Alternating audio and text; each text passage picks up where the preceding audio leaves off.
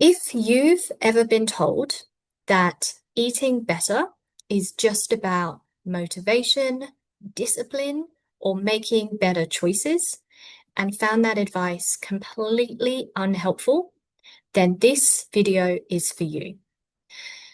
So for many neurodivergent adults, eating isn't just a health behavior. It's a sensory, cognitive, emotional, and logistical experience. Hi, I'm Dr. Jessica Bays. I'm a researcher in nutritional psychiatry, and today I want to explain why healthy eating is genuinely hard for neurodivergent adults and why it has got nothing to do with willpower. So, most mainstream nutrition advice is built on one core assumption, and that is that people can easily plan, prepare, and change what they eat if they're just motivated enough. Now, this model assumes flexible preferences, consistent energy, predictable routines, and a low cognitive load around food and eating. But for many neurodivergent adults, those assumptions simply don't hold. When advice is based on a model that doesn't reflect your nervous system, environment, or capacity, it's not a personal failure, it's a design problem. So, one of the most overlooked factors in nutrition research is sensory processing. Food isn't just nutrients, it's the texture. So the touch of it on your hands or the feel of it in your mouth. It's the smell, with strong smells often being very overpowering. It's also the temperature. So hot or cold or the mixing of temperatures. It's also the appearance, what it looks like visually. Even the sound. Is the food noisy to eat? For neurodivergent adults, sensory sensitivities can make certain foods physically distressing, not just unappealing. If a food feels unsafe or overwhelming to your sensory system, no amount of nutrition education is going to make it feel tolerable. Avoidance in this context is protective, not irrational. Another major barrier is executive functioning. So, eating well often requires planning ahead of time. For example, do ingredients need to be soaked beforehand or cooked fresh? Shopping, are you able to do grocery shopping in person, or do you find supermarkets overstimulating and stressful?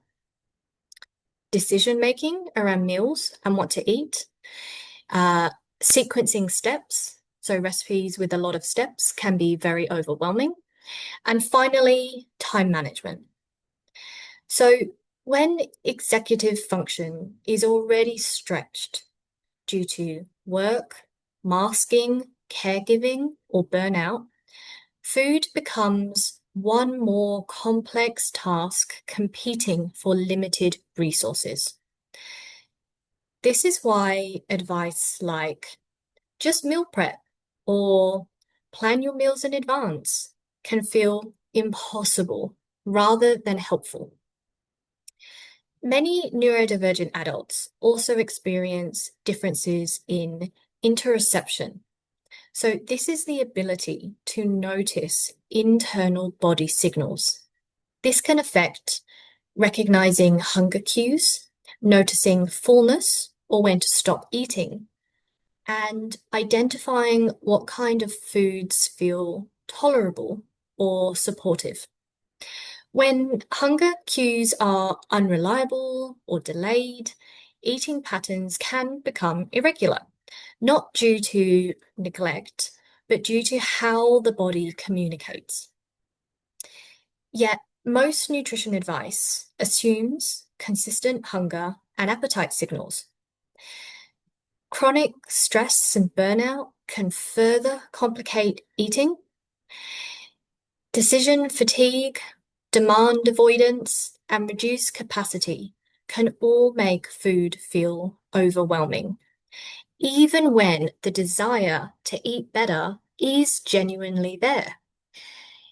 In these contexts, simplifying food choices isn't a failure, it's a regulation strategy. When neurodivergent adults are given advice that ignores these realities, it can often lead to guilt, shame, self-blame, or disengagement from healthcare altogether. This isn't just ineffective, it's harmful. So supportive nutrition should reduce stress, not add to it. A neurodivergent affirming approach to nutrition asks different questions. Not what should you be eating, but instead ask yourself, what feels safe? What is predictable? What requires the least cognitive load? And what supports mental well-being right now? Progress may look like small, safe additions to the diet rather than restrictions, aiming for repetition rather than variety, and prioritizing nourishment over optimization. And that is valid. If healthy eating has felt hard for you, it's not because you're failing.